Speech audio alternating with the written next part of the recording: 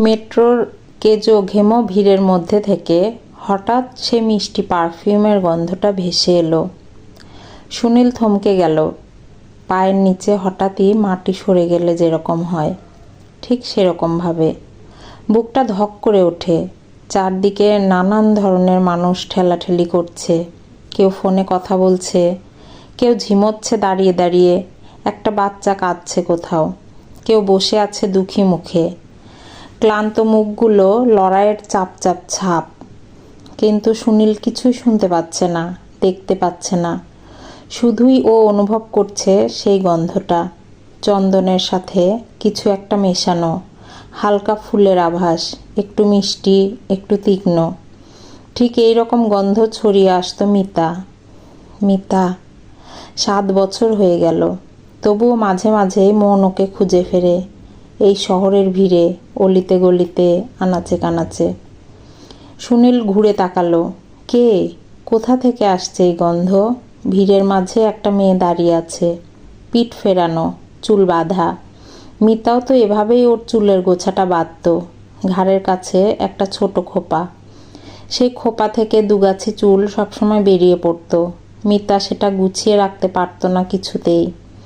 মেয়েটা ভিড়ের মাঝে দাঁড়িয়ে থেকেও উজ্জ্বল, অনন্য। সুনীল এগোতে লাগলো, আর তখনই মেয়েটা ঘুরল। না, মিতা নয়। সুনীল দীর্ঘশ্বাস ফেলল। সে কি খুঁজছিল? মিতাকে? এই মেট্রোতে, এই জনারণ্যে? হাস্যকর।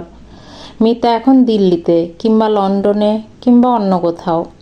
সুনীল জানে না, জানার চেষ্টাও করেনি। করলে কষ্ট বাড়ত। কষ্ট বাড়ানোর মতো বয়স বা সময় তার আর নেই।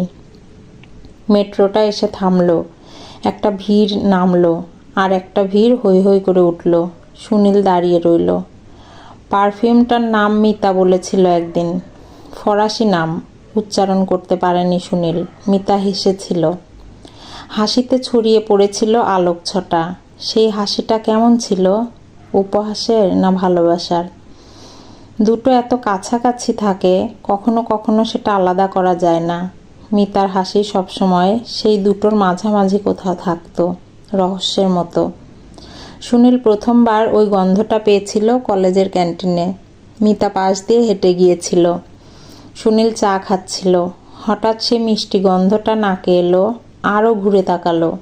মিতা তখন চলে যাচ্ছে, বইয়ের স্তূপ বুকে চেপে একটু তাড়াতাড়ি হাঁটছিল।